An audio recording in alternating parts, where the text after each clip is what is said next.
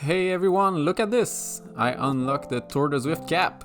Everyone knows that backwards is more aero. Here we are with more Tour de Zwift. I had an appetite for an everything bagel, so I rode the long version of stage 5. This course is in New York. Oh, New York, New York, city so nice they named it twice. Manhattan is the other name, as Michael Scott would say. So this is a 35km stage with close to 550 meters of climbing, easier than last week's long stages. After stage 4 the flat is fast yesterday, where I got dropped by being an idiot, I was focused coming into this stage. I didn't want to miss the break this time. My bet was that it was all gonna play out on the first climb. So this start was not so hectic, no 500 watts efforts needed to hang on to the front peloton.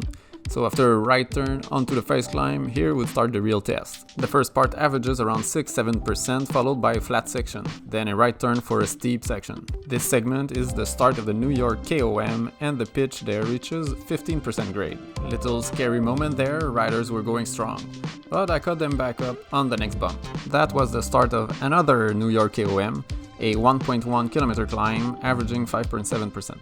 Don't know why there are two KOM named the same, one after the other.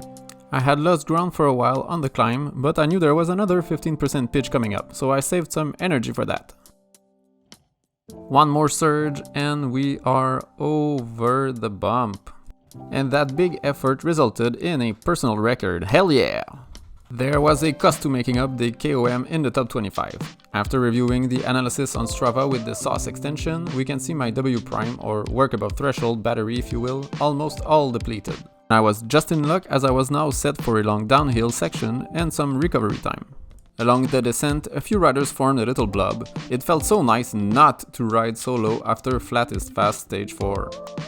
A couple kilometers later we are back on the ground, and I think this is where the New York course really shines with its rolling terrain, perfect for a fast-paced group. For the next 7 or 8 kilometers I had time to recover as part of this group, as we can see on this graph. With my battery somewhat recharged, back to the skyline we climbed. After a few more bumps we had made our way back to the steep climb of the New York KOM. We were about to do it again, in reverse. This side of the KOM is a killer. It starts off with a 16% pitch, ouch! But wait, it keeps on going at a sustained 10%. You then reach a short flat part, which is perfect to give you some false hopes, because as soon as you turn, you can see the final part of the climb in the distance. After a long burn on that final steep section, and let's be real, the whole KOM, hell yeah, another PR.